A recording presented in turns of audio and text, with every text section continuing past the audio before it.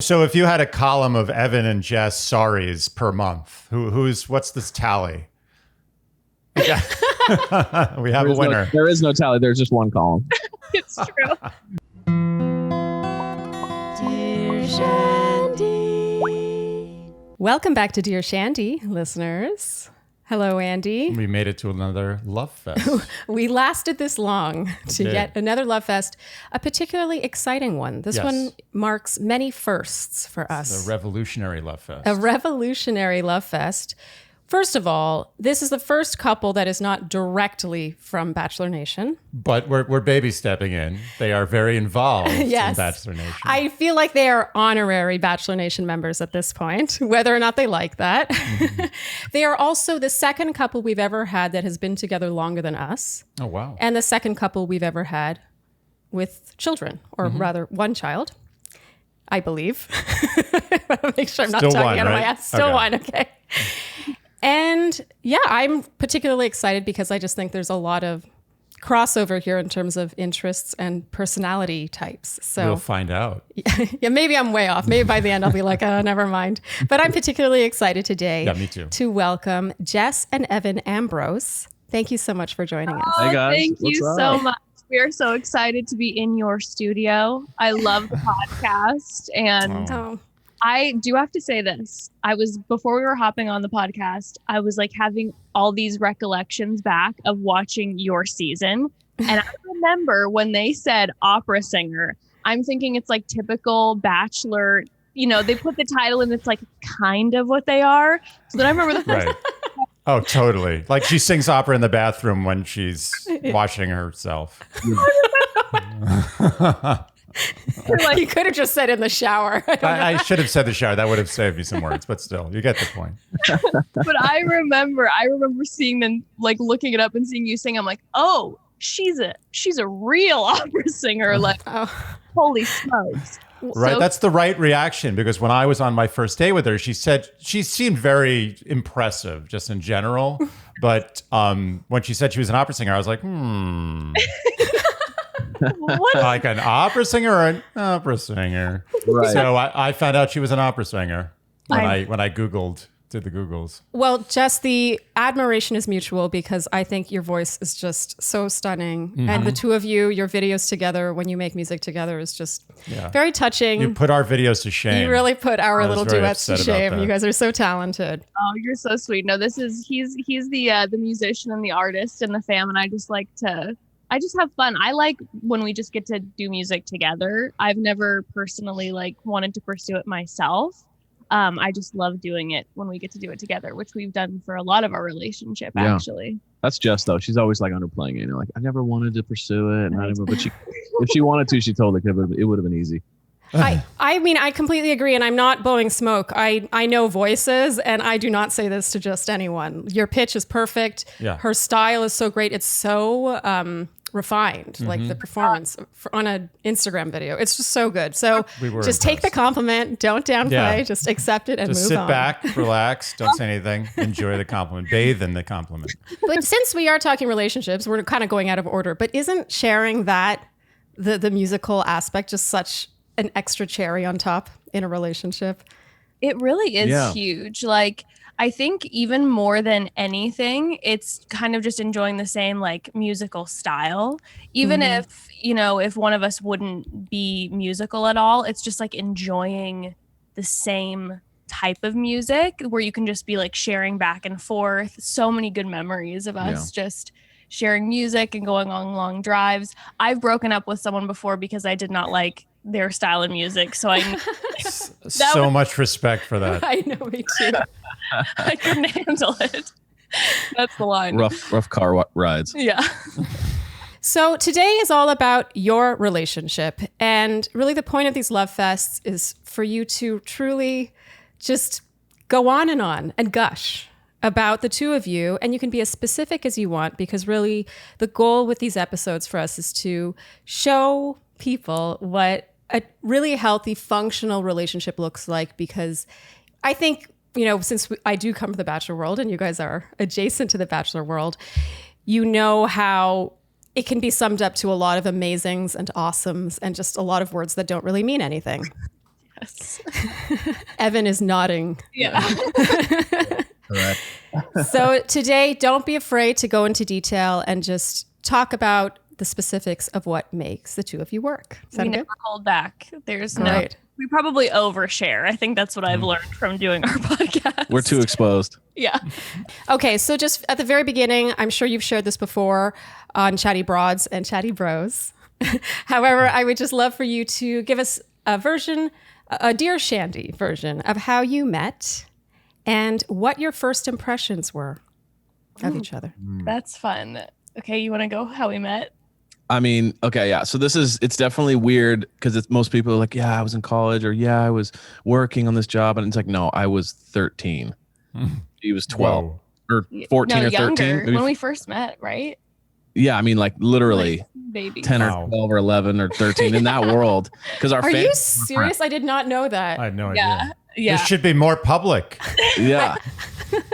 So our families were friends. Mhm. And so they had a much nicer house than we did. And so we would tend to go to their house for like dinners and stuff like that. And that was where we first met. And we always had this bizarre ability to hang, like 12 or 13-year-olds just like talking for 3 hours. So we were always friends. And obviously 12 and 13, like your brain not always is like in the crush mode. So I just always had this incredible memory of being like, I don't talk to anybody like this, you know, being 13 years old, just like hours long, instead of like needing an activity to go do with, you know, each other. It's like, you were just like, so what do you think about this? What do you think about this? And you listen to this. And we always had this weird ability to just hang out with each other. Mhm. So that was my first impression as like a 13-year-old, if that means anything, was like, It's just a lot.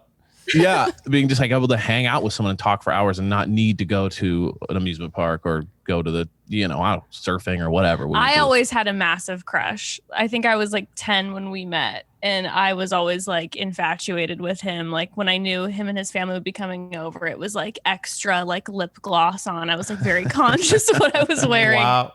And Amazing. That's so cute. and we like our family, so both of our families are very conservative Christian. We were raised like deeply in the church, and so we were at the same church together. And I always tell everybody I would, even though like, you know, he'd come over and we were family friends, it was still like, you know, it's still preteen. I'm not like running up to him like, hey, what's going on? So I was like a creepy like phantom in the balcony of the church, and I would be able to spot him because he had like bleached tips, and I'd be like, oh my god, Oh, there's man, my that's king. amazing. And I was like so obsessed with him. So I always had a huge crush. The bleached tips were his crown. Amazing. This already wins for best meeting story. Oh, best meeting story Yeah. for sure to this date. Evan, did you know she had a crush on you? No, not until later. But I'm like speaking of king, I'm so oblivious to that stuff. So unaware. Like I would think someone liked me when they were like, what are you talking about? And I would be completely oblivious if someone did like me. So I've always been the absolute worst at that. So all the 10-year-olds had their eyes on you, and you had no idea. yeah, it was He was crazy. kind of like the trade at church. Like all the girls were obsessed with him, and he just like had no idea. And I think that's what made all of us like in love with him too. Oh, that's great. He didn't realize. But yeah, and then from there, it kind of like we then were in the same group of friends starting in high school.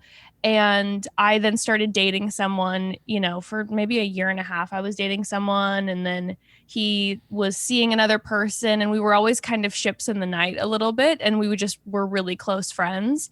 And then all of a sudden, and when I was 16, and you were 17, right after my breakup, it was like, you know, it was a tough breakup. I mean, the young heartbreak, you're like, just, you know, crushed. And he was really there for me. And all of a sudden we were spending like day after day after day just alone together. And then the chemistry started to get really intense. Yeah. And one day, oh my God, my mom embarrassed the hell out of me. He was over at the house, and she like walks by us and she goes, "So are you guys ever going to tell each other that like you're in love or no?" Oh. It's such a faux pas. But I was like, "Oh my God, Mom." But When you're 17, that might be the gnarliest thing you could ever. Yes. Oh, this It's so cruel. torture. Yeah. horrible. But that sparked us. Like Yeah. literally we went from there, we went outside, we both kind of looked at each other and we're like, "So do we like each other? Like what's going on?" Yeah. And And then- it was we both were like, so yeah, right? And like, yeah, we do. Okay, cool. And then it was, but yeah, it was even through that breakup, like I was dumb guy, I was like dumb jock. It was like not clicking with the fact that we had crazy chemistry. And then all of a sudden, like maybe a day or two before Mom brought it up, I was like, holy shit, am I like, is this what love feels like? You know what I mean? It like just came out of nowhere. And it just like, we were crazy. I've always been curious when people are like that, like just so clueless, because I don't know, it's so weird to they me were that really you can't young. have. I know, but It's he's not at a that point. He's normal- 17. But like- he's still I think it would be like that if we were not together. Oh, okay. Like Like you'd be like 35 and your mom would still be like, guys, are you in love? quick second. No, we'll like even when we're at, even if like we're hanging out with people and I can tell that someone kind of has a crush on him and I'm like, "Oh, such and such, like I think she definitely like, vibes with you." And he's just like, "What are you talking about?" And I'm just like, "She's been staring at you for 3 hours. Like, how are you not noticing?" You just kind I'm of just in my own world over here. Yeah, he's like, I don't know if you guys do astrology, but he's like Aquarius, kind of just floaty, does his own thing, focused on his own deal, and then just does not pick up on it. Wow. It's kind of endearing, honestly. It is endearing. I'm a little jealous, honestly. And it works well in a relationship too. Does it?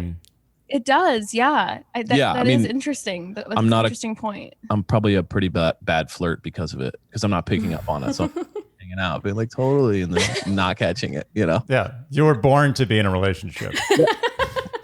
You're not wrong at all. We talk about breaking up all the time. Like if we were to, not be together anymore, like how would the following relationships go? How quickly would you get it? And I'm like, she's like, I know you'd be married like a year after, just because you're not that guy that's out there like just playing the game. And she's like, I'm like, you're probably not wrong either on that. No. I love that you guys talk about if you were to break up all the time, because we do that too. And I honestly think it's a sign of confidence. It's a If major you can sign of speak confidence. openly about breaking up, you're in a good relationship. Completely agree. When there's that comfort there, I remember like when that kind of set in the relationship, and all of a sudden it was like, I completely agree. You're like, this feels safe and communicative, and now we can have like fun, open conversations about like, so if we were to get divorced, this would be your type. I know you would end up with someone like this, or I know you would end up with someone like that. Or we can even like at this point, even be like, oh, out of all of our friends, like I could definitely see you with that person. But there's still like a safety there, because I feel like when you are able to have that open line of communication, it kind of takes the power away from like the mystery of like, Oh, it's so true. It is so true. Isn't it great to be able to do that? To be able to walk through a valley where there's not an eggshell in sight. It's just delightful. Were you all always like that with each other, or was that like over time in the relationship? I think we Pretty really instantly. have always been that way, right? Yeah. But we met a lot later in life than the two of you. But We cheated. We didn't meet at 17 we cheated. or 10 for that matter. You guys have us beat in that department. Yeah. But yeah, I would say from the get-go, it was just so easy and it just felt so right. And we're two people, by the way, that don't even believe in whatever that is. But it kind of defied a lot of our skepticism, I would say, leading up to that point. Yeah. One of my requirements is to just be able to say, not have any filter. I don't want to censor myself. I can censor myself in business or in, with acquaintances, but I do not want to censor myself with the woman that I live with. That's very exhausting. Yeah, no, it's so true. It's like the one space that you should be safe in, like your space, your home, when you have to be censoring yourself, like there's all that causes is just massive anxiety and like tension in your body and in your brain. It's so true. Yeah, and it gets resentment. complicated. Like you can start, if there's even just, let's say it's just 0.5%. that you have to censor yourself, that easily just spins out of control and becomes a web over time that you have to navigate. Yeah, well, there's one little room you can't go in. Yes. It's always locked. I really want to go in there. Andy likes analogies. I do. You'll hear more. You will hear more. Okay, so at 17, you walk outside after your mom does the gnarly thing, but it also sounds like she deserves credit. By the way, I think credit. you should thank your mom. I'm not sure anything would have happened. It's true. I would have had to be just like begging, like pounding at his door every day, being like, I'm in love with you. Can you figure it out? Like holding up the radio outside his window. No, I would have pulled a full Blake. Blake Moynes, yes. Who Nice. really ripped off John Cusack, but we won't talk about that. Yeah, let's be honest. Like just pound for pound. And I'm like, oh, cool song. I like that song. We interrupt this program to bring you an important message about the brand that makes the bodysuit that I am currently sporting. I have to be honest. Like, I love you dearly with all my heart. Thank you. But where is this going? No, it's a good thing, I think. When you wear the Frankly stuff, I love you just a tiny bit more.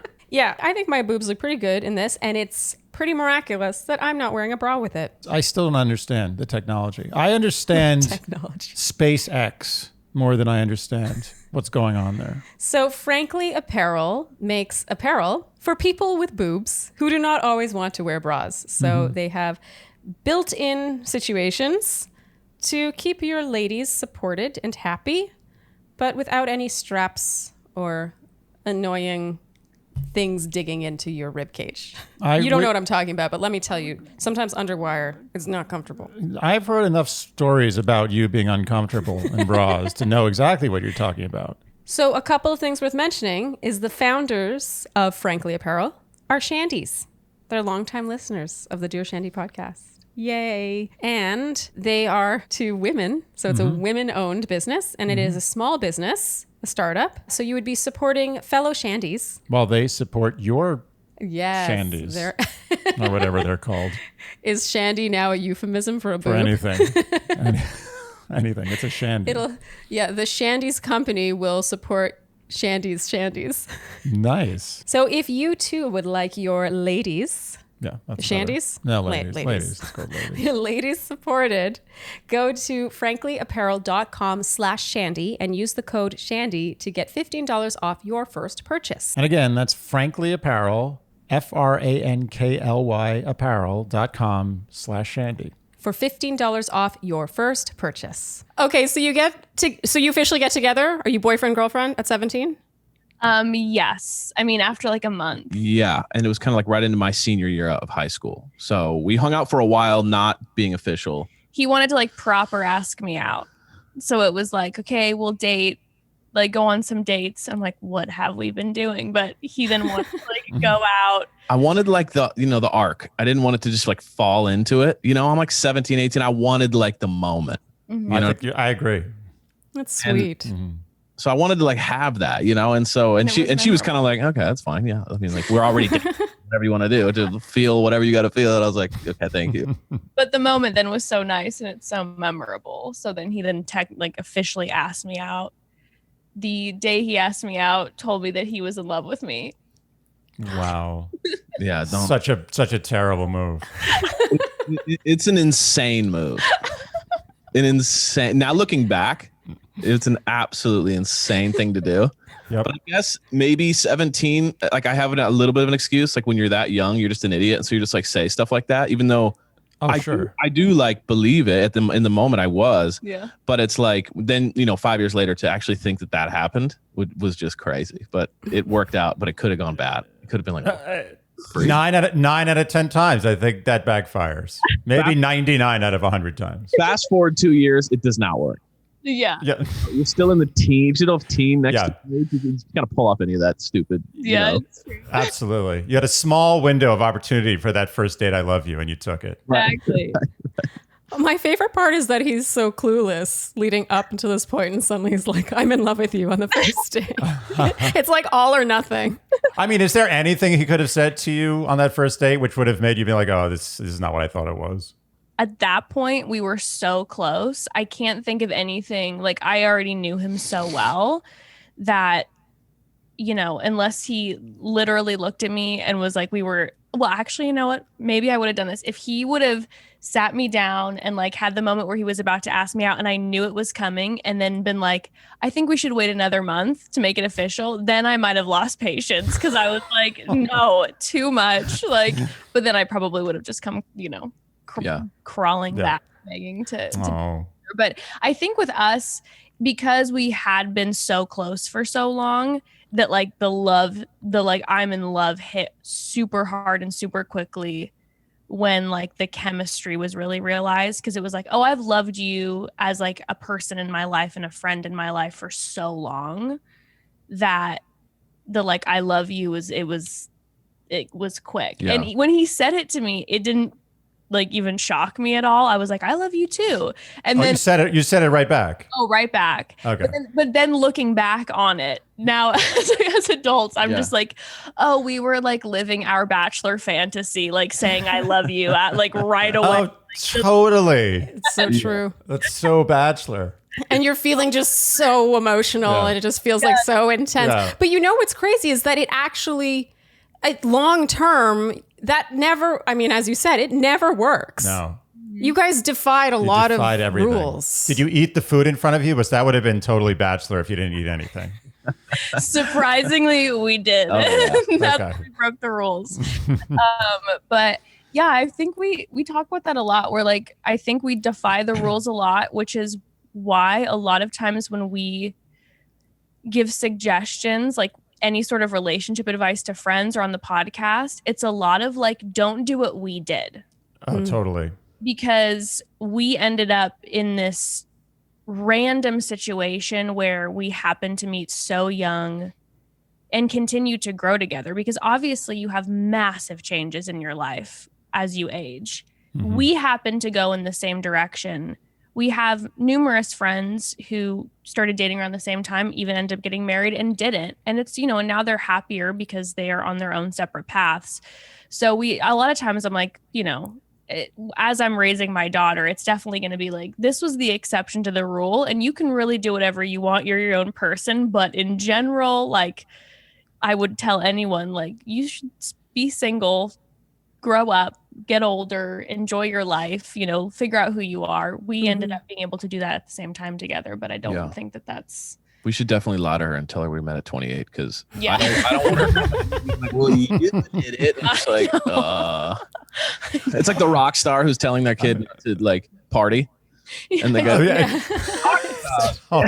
and you're like, yeah.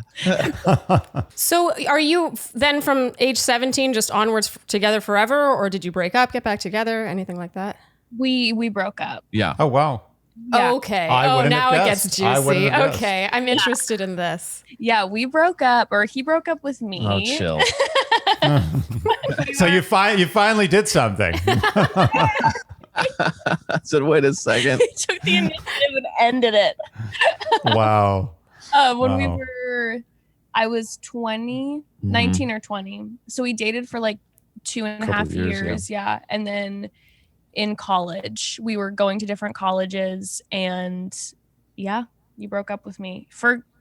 It was the right choice, that's for sure. But I was kicking and screaming my way out. I was not happy about it. We were crazy. I mean, like we were absolutely insane. Like, so to the point of like, if we would have met at 17 and then I told her I love her at 17, that all would have been a little crazier. But I think the reality is that like we had known each other for 8 years at this point. We had been super close. We had dated friends and then talked about our relationships to each other all the time.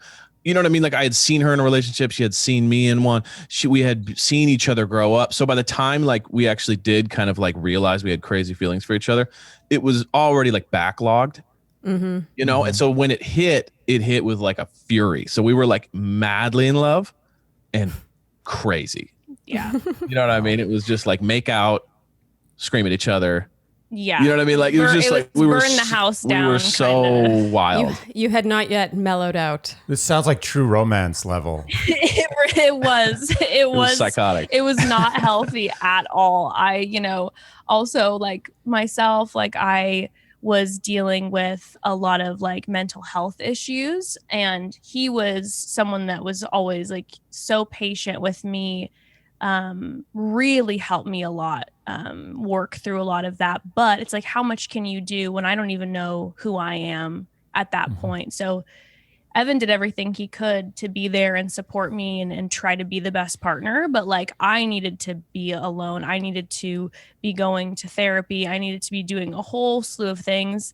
And a lot of, the reason that we broke up is I was putting everything on him. So instead of like living as like two separate people, I was like trying to make us one unit, basically. Which is a very youthful perspective or attempt, I think. Yeah. Yes. Yeah, that's kind of, and I mean, you talk about like The Bachelor, talk about media. That's just what we're fed is like, real love is like you become one, you complete each other. Exactly. Yeah. And again, also coming from our background that was like hyper conservative Christian, it was very much like when you have your partner, like the two become one, the whole, like it's super serious. Yeah. It sounds like if you had a 17-year-old kid, you would be like, mellow out, take it easy, hang out all the time together. Don't make some mistakes. Yeah, like but like make it mellow because you're gonna break up in 2 years when you go to college anyways. That kind of mentality. Exactly. Where like our parents are like, okay, and now this is how you behave as a man, and this is how you know what I mean? And it's like when you get married, probably like then this is kind of you're gonna act, and so there's also just that heaviness when you're dating of like how you should act. And so there was just like it would just a 17-year-old, 16-year-old braid can't like get it. And so it's just coming out in different ways, Yeah. So I was volatile at that point. And, the best thing that he ever did was end the relationship when he did, because it was burning so hot. And like I said, I was like, I was not happy. But we were then apart for like maybe a year and a half, 2 years-ish. Yeah.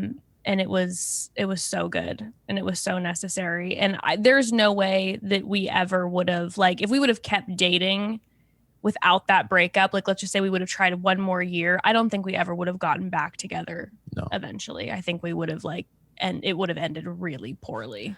Wow. Okay. That's an interesting perspective because a lot of people who come out on the other side together, like the two of you, happily married with a kid, would argue, I'm sure, that it was always going to happen, that it was destiny, it was fate, all that stuff. So you guys think that the cards needed to be played in a certain way for this to work out, correct?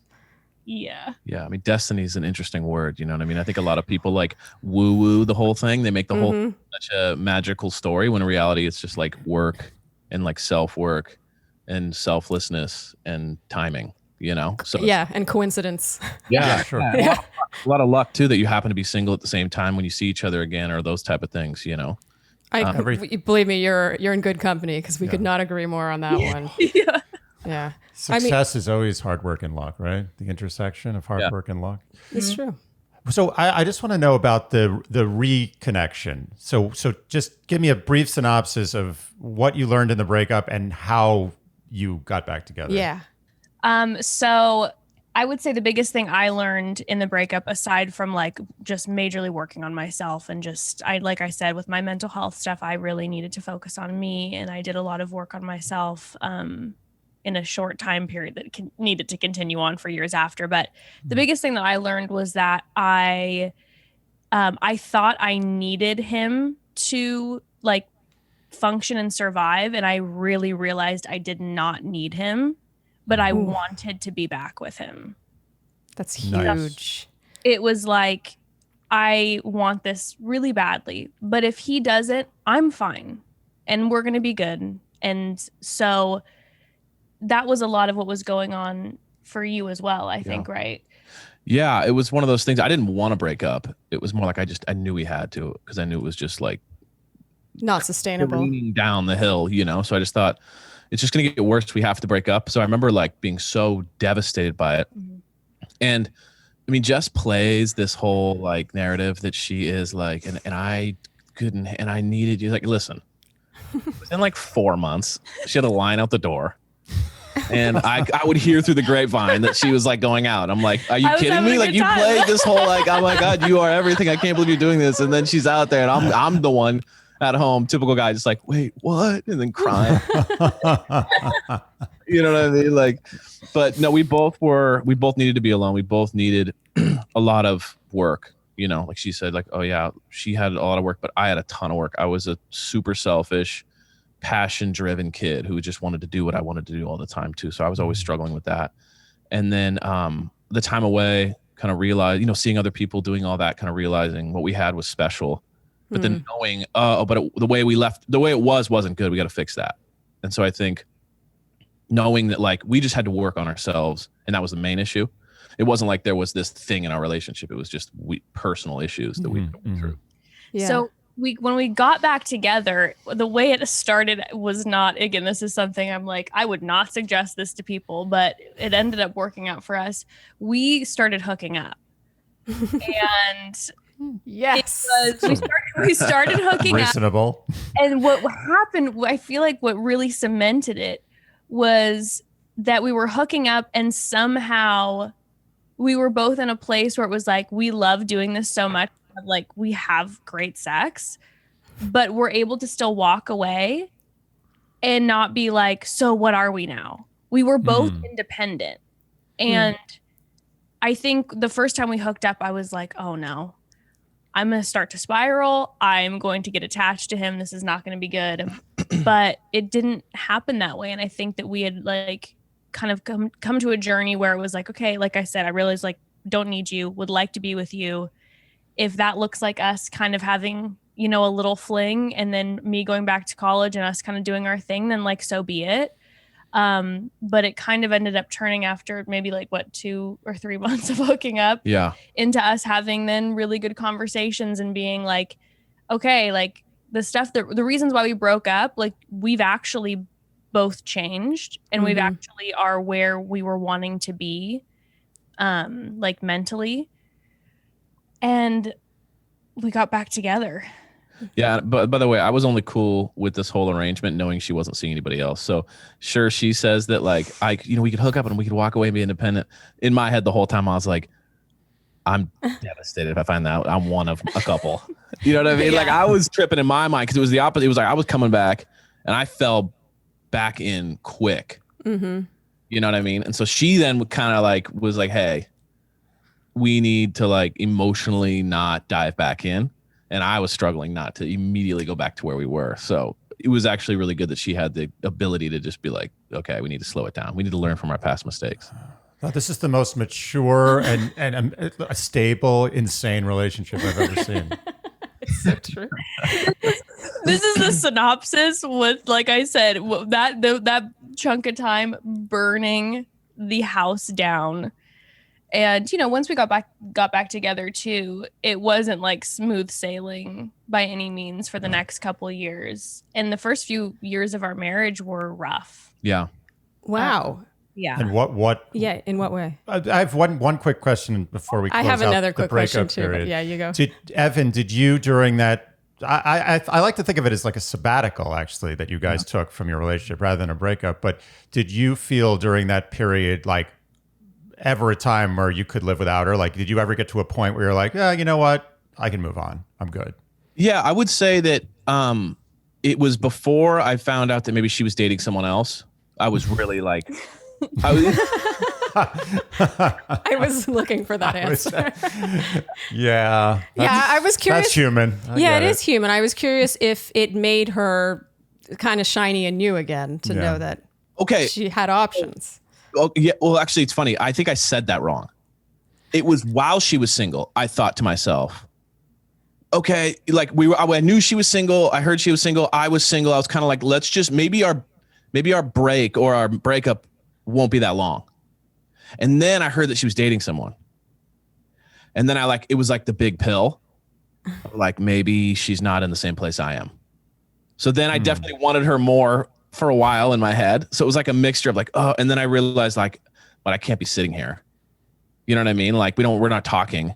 So I don't know. It seems like she's not. It seems like she's moved on. So I just knew in my head, like I'm going to drive myself crazy if And then so that was like the journey I started going on. I remember this random kid. It was like the most random thing ever. I was going to college, and then I ran into this random friend of mine who I knew from high school, and he's like, "Yo, bro, like, you know, Jess is with this guy at her college." And I was like, "What?" What a dick. I was devastated. And he's like, "Dude, it's all good. Come over to my house." And we just drank. And I remember like, I mean, that is a good way to fix that. yeah, and I remember just being on like the curb outside of his house drinking Bud Lights, being like, "This is messed up, man. This is messed up." She got over me so fast. And then, you know, like the journey went on, and then I was kind of like, okay, trying to figure out how to handle that. And then I started to get to a point, where I would say like there was a good, I don't know, maybe 8 months to a year where I was like, okay, like time for me to figure this out. Mm-hmm. But then, you know, this is early social media days too, and you didn't have like tons of friends online. You just had like your friends. So then I would still see pictures every once in a while. Yeah, I deleted, as soon as we broke up, I deleted all social media. That was smart. I did. Very nice. I was like, I know, because we have mutual friends. If I see him out with a group and there's a girl standing there, even if it's nothing, I will assume that they're like sleeping together. It's like Temptation Island style, right? Like Great show, by the way. Oh, it's such a good reference. We had Mark Wahlberg on the show. I saw that he was on the show. I watched that episode. It was so good. I am obsessed with him. Isn't he great? Unbelievable. Like the best host ever. I'm like the best. Like, how did he not get the Bachelor gig? I don't get it. We talk about that. Yeah. Of course you do. Of course they do. They are us. They are us. Like, I feel very similar energy. Like, listen, if the show would change so much if that man was the host. There would be so much meat. I would watch it without cynicism. I would be like, I'm going to watch The Bachelor tonight because it is a good show. Yes. Yeah. He's changing lives. He really. Anyway, well, moving on. We got the Temptation reference out of the way. Glad you guys are on board. It's a great episode that you guys did with him. Thank you.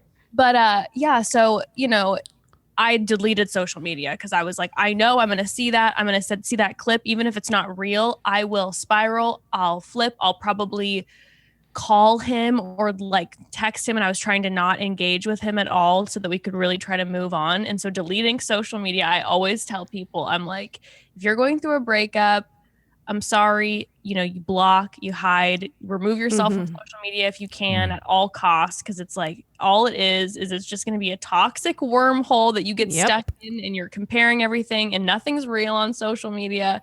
But my friends would still post pictures with me in it, and he had social media, so he'd see mine. But I was off of it. You had good intentions. Nice. Good intentions. But I completely agree. Like, I really feel like no good can really come of that, honestly. Nothing. And people no good can come of it ever for anything. Forget about romantic relationships. From social media at all. I think it's all the root of all evils. But we'll talk about that some other time. Yeah.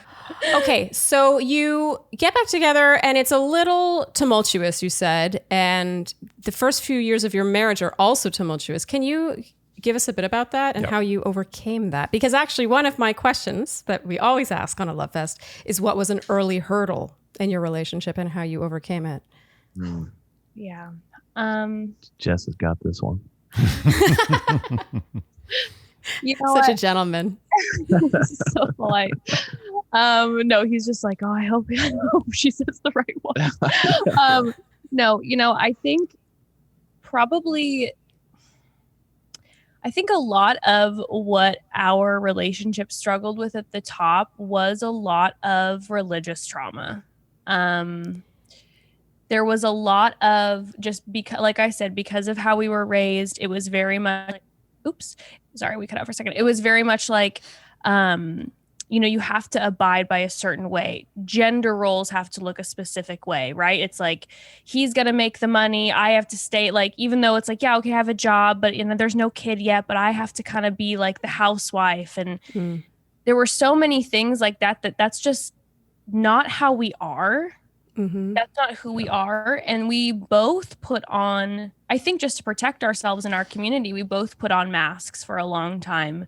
We both tried to fit into this narrative that, like, our families wanted from us, our community wanted from us, and we were both really involved in that. And so a lot of our tension really came from that, because we weren't being authentic to who we really were. And obviously when we'd be at home together, we would be way more ourselves with each other, but there was still this effort of trying to be like, I remember it's so silly, like, again, how I was raised, it was like pornography like is so bad, right? So it's like if you find out that he's watching pornography, like that means that you are not like being present enough for him or adequate enough.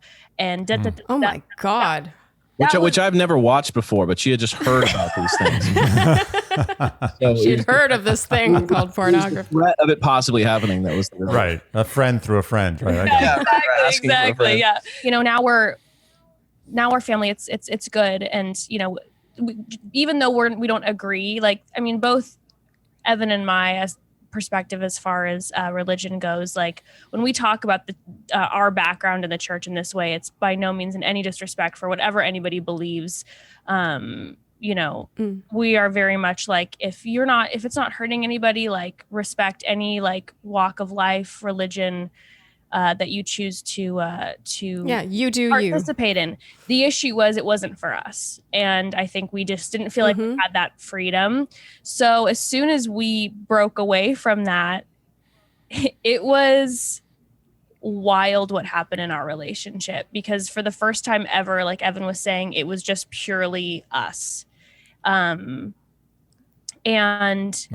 it's the best. And that's been maybe for about 7 years now. Yeah. About 7 years. And it's, you know, obviously now it's like, it's not like, oh, there's no fighting anymore and there's no like blow ups or whatever. But now it's like when I'm looking at Evan or he's looking at me and we're arguing, or we have any sort of disagreement, it's very much like, I know that I'm having an honest conversation with what your actual opinion is, like what you want. Yeah. You're not feeding me a line you feel like you should be. You know, so that's wow, really changed the dynamic. Oh, I'm so into this answer.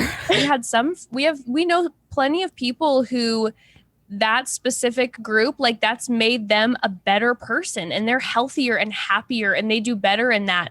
But what we knew is for us as people and also for us as a couple, it didn't make us better people. It made us like bitter people. And it was not, you know, so it's just, I think it's very individual. Just wasn't a fit, that is for sure. Yeah.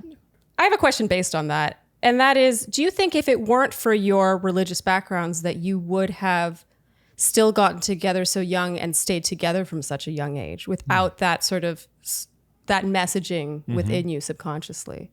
That's a really good question. Yeah. We talk about this a lot, actually. How of course you do.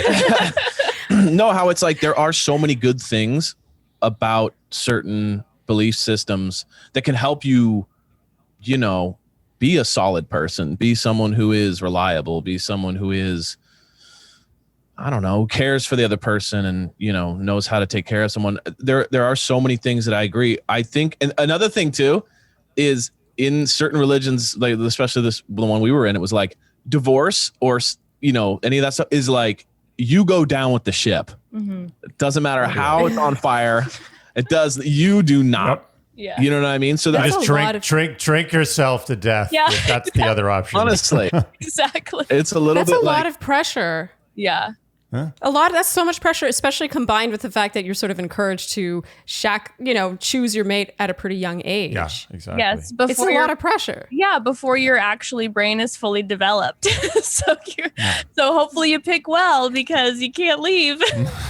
Well, that's how it is. So it's like there is this level of like I honestly think there was a good year or two during the early years where it was like because you couldn't leave almost in the marriage because it was like that's just you just don't leave. That it got us to where we are now, which is like a great place where we now connect each other. Now that we've left that behind, now we're like, oh, okay. Like that just absolute grind mentality got us to the point where we could appreciate each other, see the darkest sides of each other and love each other for that.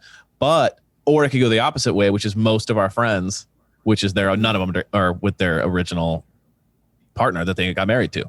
Cause we were lucky that like on the other side of the crazy valley was a better us, but a lot of people aren't as lucky. So I just, to answer your question is like, yes and no. It did push us through into some great stuff, but we could be in a completely different place because of that. Yeah. Yeah. I think again, exception to the rule. Yeah, no, that's the thing. I think we definitely would have gotten divorced during that time if, again, that's, a lot of that is the trauma and the tension is what caused the problems in the relationship. But there were other things too, for sure. And I think we definitely would have gotten divorced, at a younger age if it wouldn't have been for the stick to it mentality that we felt pressured in. Yeah. So it is interesting, but because of it, we stayed in. And then when we got to actually know who the other person really was, and we then grew in a similar direction, it ended up working out. Yeah. Okay. And when you say that, when you reach that point, I want to know when, because it sounds like there was, a lot of it was circumstance, and then you broke up, you go back together, and then you totally withstood this whole, it sounds kind of traumatic, honestly, but what everyone was telling you, and you're still so young. At what point, when you say you got out on the other side, was your relationship easy? Because I can tell it's easy. The fact that you guys can joke about getting divorced tells us it's easy. And I'm wondering, was that instant, or did it take a while to find your footing with that? We might have a different take on this, but I felt like, it didn't happen overnight, like our stepping away from where we were involved religiously, but that was maybe over the span of like a year and a half, 2 years.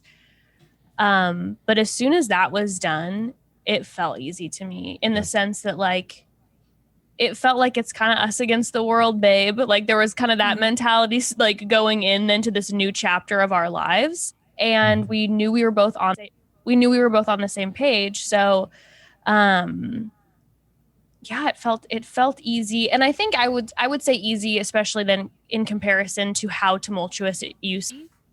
So maybe. Yeah. I agree.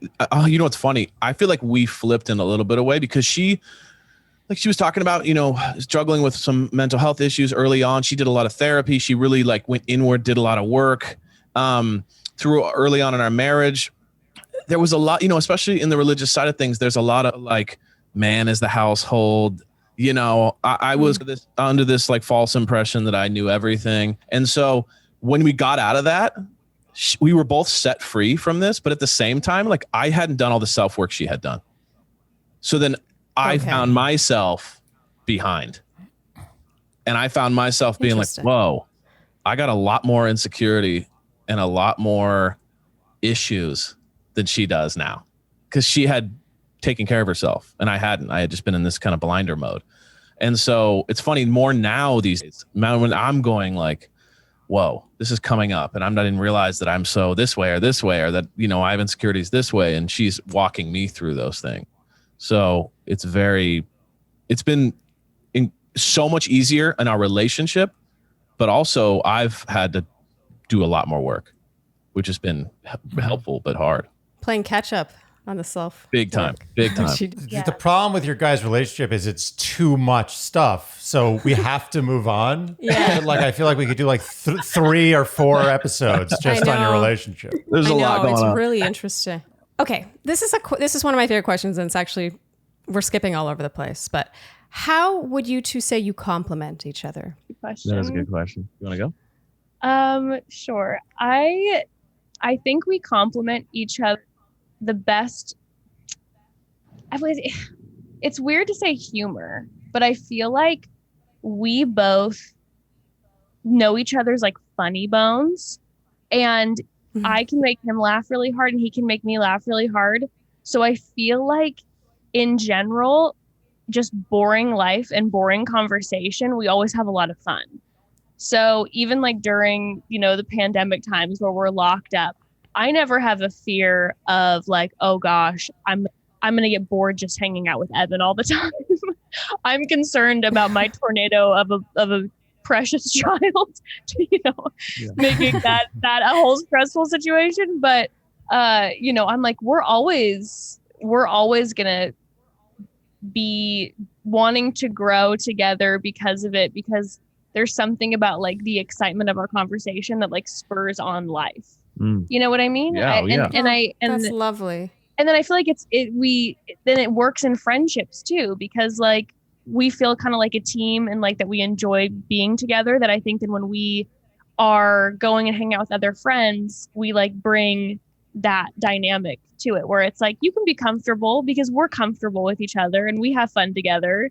Because there's nothing worse than when you're with a couple and you're like, yes.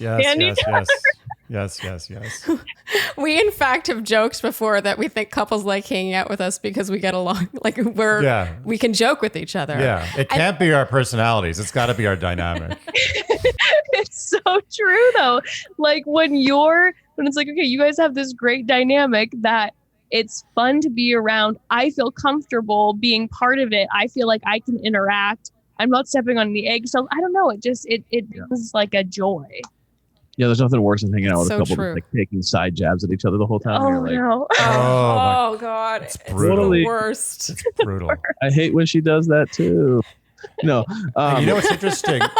It's interesting that it's in the flip side too is couples that are not doing well don't like to hang out with couples that are doing really well because it shines a light on their inadequacies. So you think that happens? Oh, there's no question. Yeah. I think agreed. Everything she said. In addition, I think that what makes us work together well long term is we love a lot of the same things, but what's more important is we hate the same things. And I'm like, they are us. They are us. So it's like I was literally just talking about that. Yes. It bonds you. Yeah, it's like crazy glue versus Elmer's wood glue, which by the way, I don't even know. Is that actually glue? Does that glue things together? It just looks like glue. It just looks like glue. Yeah, it's like pretend glue. Yeah, that's the things you like. Like, well, I like food and I like vacations and I like fast cars, but I hate slow walkers. Oh yeah, tell me more. Yeah, you can't riff on things you like. You can riff on things you hate, though. You know what I mean? It creates the humor. It creates the riffing. The funny games or this one time, but like if you like a band, you're like, yeah, band's good. I like the band too. So anyway, it's just like it is kind of bad. So we love to like riff on stuff and like, so it comes back to the humor too. It's just, and also we like, not only do we like a lot of the same things, hate the same things, we also like things independently too. So I'm into things that she's not into. She's into things I'm not into, and it creates like a nice independent. So that she can be in and do things with friends that I'm, you know what I'm saying? That creates a nice like separation where she can be into those things, I can be into these things, and it creates, I feel like we've got a good mix of, give each other space, but at the same time we can come together and love. That's great. Yeah, you got to remember that you should be like a unit, but you got to remember that you're different people. Yeah, absolutely. Oh yeah. Okay, Andy, do you want to ask your favorite question? My favorite question. I want to know how you guys fight, more specifically, how you resolve conflict.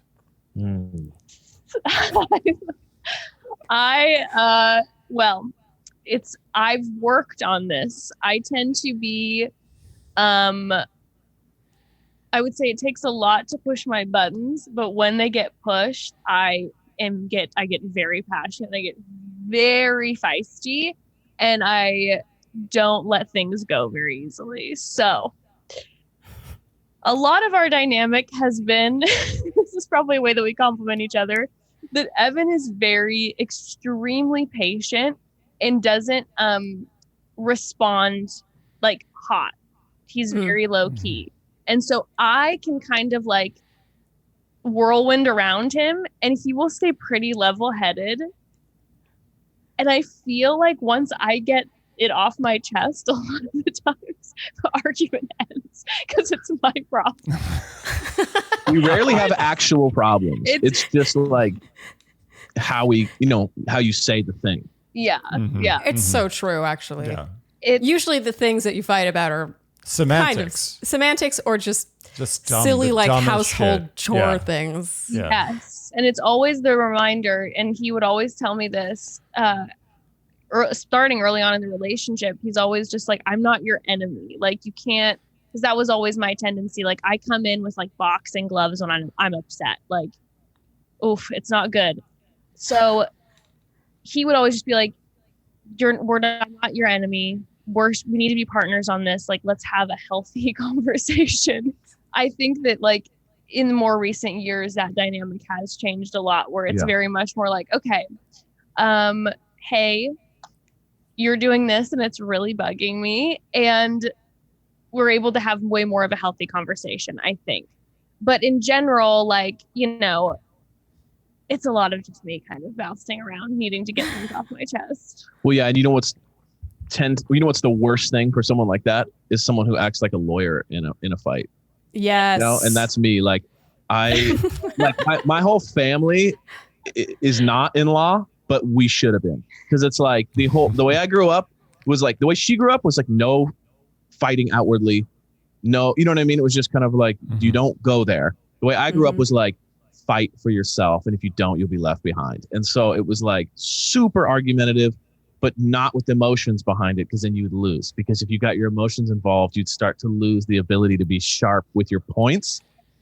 And so like our whole upbringing was just like, how quick are you at countering? It's not about right, wrong, emotions. Emotions are meaningless. It's about winning. So that's you know what I mean? Like, so we took a long time to realize, like, oh, your emotions have value. Oh, you're just trying to beat me. Like, you're not actually like into the, you know what I mean? It was like, it took a long time. But I would say now in general, it's a lot of like, when we do fight, I feel like we fight pretty healthy now. Yeah. We will have conversations. They will typically, they don't end quickly. We will sit there and we will grind out for hours. Wow. Like, we will have an intense conversation and we will not walk away without it being, there's coming to some sort of like conclusion. Right. So you don't go to sleep. You don't go to sleep angry ever. It's, every once in a blue moon it happens, but that's definitely not the norm. It's, if anything, it's more like, okay, we'll argue for so many hours or like go for it, that it finally is like, at one point you go, is this even worth it? Like, do we even care about this anymore? And then you like just make up and go to sleep. And it's like, I mean, I don't know what we're arguing about. You're just exhausted. It's like two like heavyweight fighters in like the 12th round. Like, okay, let's just lean on each other. Let's see what the judges say. When you're 22, though, you're like, we're going to the death. Oh, yeah. Full cage match. So if you had a column of Evan and Jess sorries per month, what's this tally? We have a winner. There is no tally. There's just one column. It's true. No, but to be honest with you, she is so aware. She's so aware of like other people's emotions, and because of that, she just rarely makes mistakes that cause hurt. You know what I mean? Like, she's so in tune. It's almost like a problem for her, because she's so aware that it's like, it can be torturous to her sometimes, because she will go out of her way to not, knowing that possibly could offend someone, that possibly could hurt that person. So I'm not going to do it. I'm a little bit more of a bulldozer, so I can tend to, not realize that I've left in my path like multiple situations. So, she just doesn't do very much to cause a problem. So it's usually just me, because I'm just not as like, I don't know if it's selfishness or what, but I can tend to just be a little bit more in my head and not realizing, the way I said that, or the way that I did that, or the fact that I didn't check on how it would affect you or those around me. You know what I mean? So sure. It's funny. We talk about it all the time. Like, I'll be like, well, I'm not coming to you about this. And there's this thought of like, well, she didn't do it. I'm like, oh, that's true. But I would know. You know what I mean? It's like that. That's funny. I relate to Jess a lot in this. But Jess, I know you're an Enneagram 4. I know this from listening to I am. Shandy Are you Bros. as well? I am, yes. Oh, then I mean, there's a whole different connection that we got there, babe. That's a whole different life. A true blessing and a curse. And what are you, Andy? I think I'm a 5, right? You're a 5-wing 4 and I'm a 4-wing 5. Oh, interesting. I quickly want to ask about Ember, your wonderful daughter who is so sweet. She is such a personality.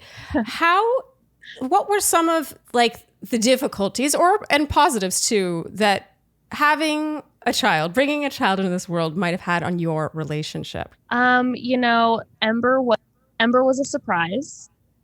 And so it was a scary and hard transition for us. We had actually talked about maybe not having children.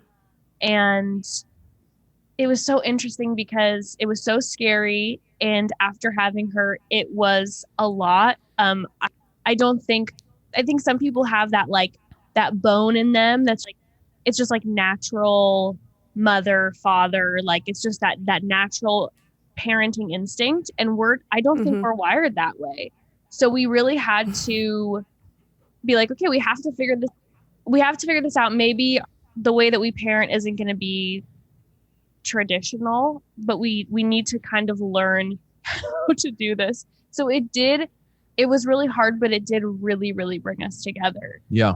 No, we're both kind of artists, and kind of, I don't know if you know anything about artists, but they tend to be on the selfish end of things. Not so much in the way of like mean or anything, but just more like focused on your, inspiration comes randomly, and you got to spend time. You can't just it's really hard to have a scheduled life. So when she first got pregnant, she was in fashion, and her hours were psychotic, and I'm in music, and so I was late nights, early mornings, traveling. So it was just not conducive. Our brain is so wired that way that like our friends that were working 9-to-5 jobs and loved the Chargers on Sunday seemed to jump into it much easier. Your answer is touching me, because as someone who sings for a living, and it's not really a career path that jives super well with motherhood, just from a logistical standpoint, So I really appreciate the honesty there, because you do look on Insta, to bring it back to social media, it's so easy to look and be like, oh, it's so natural. It's like you were born to be a mother, and it's so effortless. It just fits into your life. Yep. But it doesn't always. No. Anyway, I just love your answer. No, and I like, honestly, I know I wasn't, it doesn't come naturally for me, if I'm being honest. And it's hard. It's a challenge every day. But what's been cool about it is that because I prayed, I'm like, I don't know if I believe in God, but I just pray that I have a kid that's also creative, so that we can be on the same wavelength. So at least I'll have that like I can connect with that. Thank God she's not like an accountant. I don't know how. That's such an honest. It's so honest. It's just like most people are like, I hope my kid is healthy and has a good life. It's like, if I can't have a conversation with my kid, I'm going to throw him off a cliff. That's a great answer. I love that. I don't know what I would do. I'm like, if we can't connect, what I have is emotions, so I can do that with her. Yeah. But she is so special, and so like, she's so fun. She's so fun. And she's so exciting, that as challenging as it is for me every day to be a mom, just because it's like, I do not cook. I'm so, just the basic shit that is like stereotypical mom, I'm not good at. I don't have it in me. We have such an amazing, fun relationship, and she makes like life so sparkly, and it feels young again. But no, the monotonous things in life are just so exciting now. And so, yeah, it's just one of those things where I always want to encourage people that, like, if you want to have children, if that's something that you want to do, but you don't feel like you have that parental thing, you can still be a great parent, even though it is tough and it maybe doesn't look the same way. Because if you want a kid, it's like have that, like, I don't know. She's just the best. She's a blast. She's the best. And we didn't think we'd be able to do it. Like I said, every day it's tough, just because doesn't necessarily come naturally, but she makes it exciting. Yeah. Honestly, that kind of answer means more coming from people who were that honest about not being sure if they even wanted kids, and certainly didn't feel like they had that parental chip. I just love the honest answers about kids in general. A lot of people feel uncomfortable even saying anything other than it's the greatest thing that's ever happened in the history of the world. You know, like they just don't like to say anything, especially like on a podcast where, like, 20 years from now, your daughter's like, well, you didn't seem totally positive about me on that podcast. I wasn't planned. I'm like, oh no, that girl will look at me one day. She already tells me all the honest things. Like, we are very direct. Oh yeah. That's lovely. Yeah, she's Yeah, I think it's always, when we first started talking about, being parents on the podcast, it's frightening because people are going to judge you. I get it. Like, everyone has a different parenting style. I'm not going to lie and say I don't judge certain parenting styles myself. And so, I, at the end of the day, it's like when I would get or will get critiques about stuff, it's like, I hear you, I see you, I respect your answer, but I know that in our home, like, we love each other so much. But I'm not going to lie to you and tell you that every day is easy and that it comes naturally. I'm not going to tell you that it's not super challenging, but I will tell you that there's like a lot of love, and I'm going to make a bunch of mistakes. But one day when my kid comes to me and says, hey, when you did that like was like fucked up, or that was like, I didn't like that hurt me, I'm going to just do my best to be like, I'm so sorry I made those mistakes, and acknowledge those things, because I know I can't be a perfect parent, Beautiful answers. Great answer. All right, it's now time for the Dear Shandy Newlyweds Game. Yay! You guys were a hoot. Oh, they're doing a true applause. I love it. I love them. You guys are great. You guys were great in answering your questions. Very confident. Evan, once in a while, looked a little... Feigning confidence. They were good at feigning confidence, if not confidence. Yes. And he accused Jess of... always feigning confidence. Yes, this is true. This happened. I say fake it till you make it. That's okay, true. and just True. right. It's so true. All right. So question number 1, we will start with Jess. Jess, if you could only listen to one musician, band, or composer for the rest of your life, who would it be? I said Snow Patrol. Snow Patrol for me. All the feel. I'm a fan. Interesting. I'm a fan. Okay. I respect that answer. Yeah, it's a good answer. Yeah. Okay. Evan, did you get that? But all the different albums take me through a whirlwind. I know you got it wrong. It's okay. It changes for me often, so I don't blame him. As she strokes It's not his my leg. turn. Yeah. Yeah. So what did you say for Jess? What did you think she would have said? Hey, I didn't know the name, but I said Enneagram guy, which is like this artist that did a whole album about the Enneagram. Sleeping at Last. Sleeping at Last. I thought that was it. I love it. I listened to it frequently. I feel bad because that was such a niche answer. Yeah, it was really specific. Yeah, the specificity should win you points, but the survey says no, you get 0. Oh, no, we're not. It's complete loss. No, it's a loss. That's a 0. But respect. We respect that answer. It shows you know her. Shows you guys know each other. Yes. Okay, Evan, if you could listen to one musician, band, or composer for the rest of your life, who would it be? I'm very interested to know this answer. This is a big answer. Oasis. Oh, You know the band yes. Charlene's a huge fan. Oasis. Yeah. Oh, That's really? good. That's good stuff. Oh, I like that answer. What I like about it is they've got lasting power. There's some bands that you like, but if you were stuck listening to them in loop for years, you might eventually kill yourself. But Oasis, I feel like has a long half-life. Timeless. Yeah. Timeless. Yeah. Jess, I'm a did you big get that? Brit rock, Brit pop guy from the Yes. 90s and late 80s. So that's like my Beautiful. favorite. Beautiful. Very If you get order. this wrong, then we are lost. I didn't got get it. it wrong. Yeah. I said Oasis. Yay! Very good. Okay, 1-0. Evan, you have time to catch up. Question number 2, Jess. Jess, what is your biggest peeve? This is weird, and it's a weird thing to say as a pet peeve, but it's kind of a pet peeve and a fear of mine at a simultaneous, and it's sleeping people. What? I'm This is a very weird one. I'm That very is so afraid of weird. afraid of sleeping people.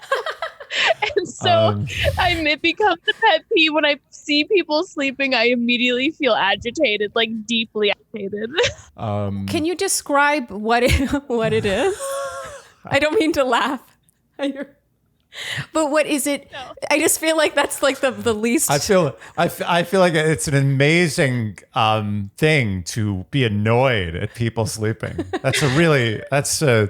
That's powerful. Much less powerful fearful, stuff. though, but fearful of it. And fearful is weird, but being annoyed at someone sleeping peacefully is an amazing thing to be annoyed about. I think my annoyance comes from the fact that I'm so freaked out by it that I'm annoyed then when people are doing it around me. Like, they bother me because they're sleeping around me, which not their fault at all. Can't blame them. But like, if I'm in an airplane and someone is sleeping next to me, I am simultaneously horrified and also irritated because I don't know. It's just like a weird. Wow. By the way, that's also another reason why we were able to stay together is because that me sleeping didn't bother her. No, I love when he's sleeping. Wow. That was like when I knew. I'm like, oh, it's gonna work. It's almost like a fetish. It's like a fetish watching him sleep. He like turns you on. Know, Right. So it's forbidden. For hours. Yeah, Wow. It's the forbidden fruit. It's playing with fire for me. It's like borderlining irritation and horror, but it's like kind of hot when he does it. That's like, wow. I have no idea that is what the it is. easiest. That's the easiest way to turn a woman on I've ever heard in my life. Like, oh, that's good. let's go to bed, baby. Evan, did you get that? No. I know. It was. Mine was too many people in the house, like, and that specific to when you're not ready for it. So, like, you know, Jess is very like, if we're having a party, cool. But worst case scenario would be like if 5 people just dropped by. Oh my god. Oh, You know what, Evan? that's a good answer. I think you might have I know it can't count as a win, but I think that actually irritates me more. The sleeping people horrified more. Okay, I think we can make an exception. No, he doesn't get a point. That's not the right answer. Oof, No, he can't get a. No, I mean, I agree. It's not a point. Completely different things. Same energy, but different things. That actually is like, it is very, very irritating to me. Yes. That's for sure. It's a great, once again, Yeah. his answer shows how well he knows her, but he didn't get the right answer. No, that's true. I'm going hard on you, Evan. you're Sometimes I'm a right. softie, but not Yeah, today. wow. What's your problem with Maybe. Evan? Yeah. He's a nice guy. You got B. It's too many. I have too many pet peeves. I have faith that Evan will pull ahead I with think a so different too. question. And I also think that we should have my ex-fiance is a professional. She's a PhD psychoanalyst, and I think we should have her on for a full hour to analyze your peeve about people sleeping. I would something I would love someone to tell me why I am horrified and annoyed by it. Yeah. It's troubled me my whole life. I could never do sleepovers when I was young because I was so scared and weirded out by I'm everyone sleeping. fascinated. I'm by this. fascinated Anyway, too. We're learning so much about you. I'm afraid, Evan, you did not get that point. But what about you, Evan? What is I know. What is your biggest peeve? Okay, this is, I doubt you get this, but people that overly state how great they're doing. You know what I mean? Like, it's very LA to be like, how you been? They're like, oh, fantastic. They're like, no one. right. The guy's like eating cat food. He's sleeping on the street. It's just like, oh yeah, it's amazing. Yeah, I got a screenplay on someone's desk the other day. Okay. Jess, did you get that? I did not, unfortunately. Even though We're tied for the worst now, babe. We got to really turn it up. But I wrote, this is grammatically just terrible, but I said people who work lazily. Like when Evan is working with people who don't put in effort and they just kind of like phone it in. Oh, we'll figure it out. You get very irritated. Yeah, I think we need a healthy level of anxiety. Yes. Like of failing. You guys are and the I same. think that Same person. You guys are very similar. Yeah. I think it's people that never had a coach tell them how horrible they are. And I think that the fear of being singled out on a team and being humiliated in front of 30 other of your peers, that will change you forever. And so I clearly know when people haven't gone through that in their childhood because they're just like, oh, sorry. And you're like, what? Totally. Like, that's not an answer to the problem. You know what I mean? Evan is like West Coast me. Or maybe he's like East Coast me. Maybe it's just me. I don't you know. are an East Coaster at We heart. got a lot of the similar beefs. And Andy's, I think if we were playing this game and we got this question, for you, I would put incompetence. Yeah. Andy cannot stand incompetence combined with what you're saying, the lack of effort to compensate for your incompetence. Right, accountability and owning it. But yeah. Okay, so still 1-0, but once again, we really respect those. Yeah, these answers. are you're winning and losing at the same time. Yeah. It's very specific. We're trying. Tied for last of all time. But I think it's also because we also we don't really know who we are. Maybe we have a lot of opinions and feelings. You know a lot about each other, but maybe you don't know the answer. No, I feel like they know too much about each other. Too so much. it's not like there's one peeve. It's like, but you have 10 peeves. Yeah, it's too much. You know too much. Yeah, Anyway, it's true. Jess, what is your favorite smell? I said plumeria and eucalyptus. what's plumeria? Those are my two favorites. It's a flower. It's a flower in Hawaii. That's like we have a plumeria like bush tree outside of our house. I need it. I love it. Wow. Oh, wow. Okay. I'm gonna look into this. I also plumeria. love me some eucalyptus. Oh, eucalyptus is great. Yeah. That just makes your day. Oh, it's always good. Evan, did you get that? Hawaii. Oh, Just, okay. Plumeria, that's it. Hawaii. Oh, he gets The that smell of point. Hawaii. It gets. You get Plumeria it. is like definitely the smell when you get off the plane. You know? And No need to explain. You got get the that point, Evan. Very good. Very good. All right. Evan, what is I'm your impressed. favorite smell? I also said Hawaii. Oh. So I would say mine's a little more in depth in that it's like the mixture of like plumeria and all that, but then the ocean as well. Like when I just go to Hawaii, that smell. She's always more specific with the plumeria. I'm like the plumeria, sure, but then also the ocean and the whole thing. Yeah, you're more You're right. complex, Hawaii. Jess, did you get that? He's got a lot of. There's a lot of notes. Apparently, there's a lot of smell notes that you got going on. I almost wrote ocean. She's like gasoline. Also a good smell. I'm just gonna say. It is in its own way. Also Wow. fantastic. I almost wrote ocean, but because we were talking about this the other day, Oh, yeah. I said Ember. He just smells that girl's Ember's hair every day. He's just like, and he just wants kisses and smells her. And he's like, that's the best smell in the whole world is little Ember. She That's still very smells cute. like she was a baby. Yeah. So it's like Wow. weird. It's weirdly like, the cortex is like firing. When I like hold her, I'm like, oh my gosh.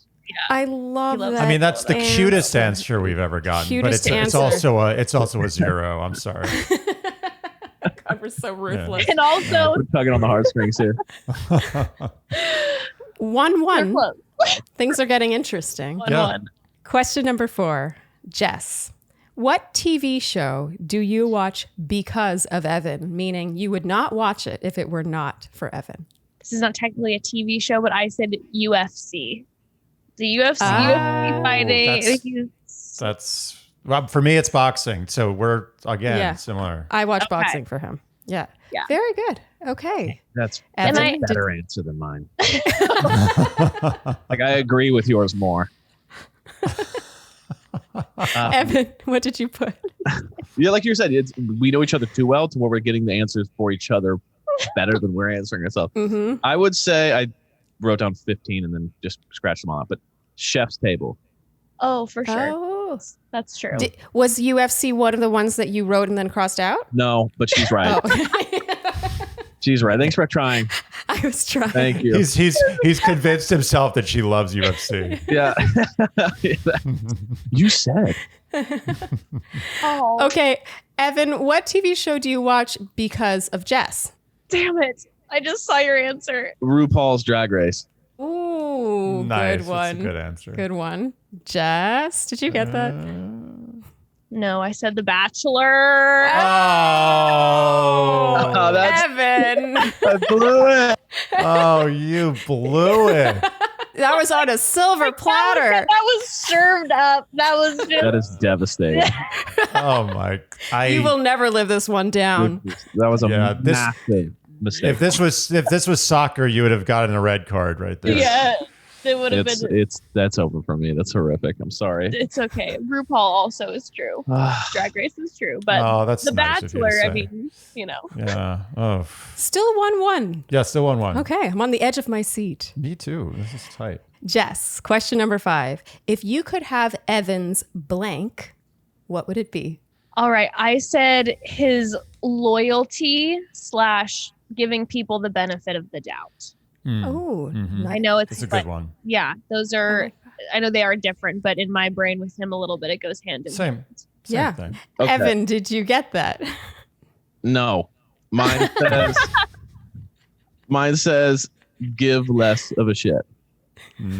So Jess, is like, we kind of talked earlier in the conversation, which is like she's hyper aware of everything that's going on. And so she's super fine tuned into everyone's feelings and the way that they're interacting with her and people around her. I can be a little more oblivious. And I think that she'd probably want a little more ignorance and a little more. Ignorance is bliss. Yeah, that's probably. Jess, we're the same person. I just want to say that. Even though that wasn't the right answer for you. Yeah. But once again, a great answer. Yes. Great answer. All good answers. All right, Jess, this is your... This is it. This Okay. is a big... Oh this is gosh. Okay. Okay, Evan, if you could have Jess's blank, what would it be? Likability. She is. There's never been anyone that doesn't like Jess. So do you think it's because she gives so many shits? I honestly think it's all connected. It's all connected, but it's like she's the person you go to a party and everyone walks away. Like this was happening to me. I would have friends in like the industry I was working in. I would go to a lot of social events. Everything was fine. I'd bring her to one. And then all my guy friends are like, when's Jess coming? Oh, I'm like, dude, nice. Like, what the hell? Like, every time I come, you're like making sure Jess is coming. I thought we were friends. Like, Jess has that ability to, everyone likes Jess. And everyone wants to talk to Jess at the party or at the hangout. And the person who's a little awkward ends up walking over to Jess and being like, you seem like you like me. Like she just, everyone loves Jess. Isn't that great for you, though? Don't you love that? Yes. It's incredible. I also am jealous of it. Yeah. Reasonable. Jess, did you get that? This is your chance. Tiebreaker, Jess. Did you get this? Okay, I said, I feel weird saying this about myself. I said my way with people. Yes, you got Right. that point. I feel so awkward being like, my way with people. The way that I feel. the charm. I loved those answers. Great. Even the ones that were wrong. Yeah. Even the ones that were wrong were almost better than the ones that were right. Yes. In fact, by getting so many wrong, we got to learn so much more about you guys. Yeah. More importantly, Jess won. And I won. Sorry. Absolutely. Jess, you are the winner of the Dear Shandy Newlyweds Game. Yay! Very nicely done. God, Yes. you guys were just such a joy. You know, you've come Fantastic. very requested by our listeners, the Shandies. So nice. Because I think there is some crossover between the Broad Squad and the Shandies. Yes, I think And so. and you guys have really surpassed all of our already high expectations. Thank you for being Agreed. such wonderful guests. Oh my thanks goodness. for having Thank us. you so much. I wish that we were going, like, we're around the corner from you both and we could go and get a drink right now and just keep hanging out. We could talk Oh. both for forever. You're wonderful. Likewise. The feeling is very Yeah. mutual. I personally think you belong in New York, but you do you. Hey, Yeah, I'm still confused how you're not in New York. Agreed. Agreed. She's yeah, definitely. I think we both kind of are. Unfortunately, I am the biggest wuss when it comes to weather on the planet Earth. So that's my problem. That's my problem. Okay. We'll work through it. Understood. Yeah. We will set you free and let you go pick up Ember now. Thank you so much for joining us. Thank you, Thank guys. you Thanks, so guys. much. Appreciate it. Thank you. Have a great night. Oh, man. Oh, man. Oh, they were great. Well, during that chat, I was having one of those like emotional moments where you think about how unlikely it is that you would meet these people that feel I know. quite like kindred spirits. Yep. And I don't feel that way about everyone, but I just can't imagine a world other than this specific like Bachelor Nation sphere where we would ever get to know these two people. 100%.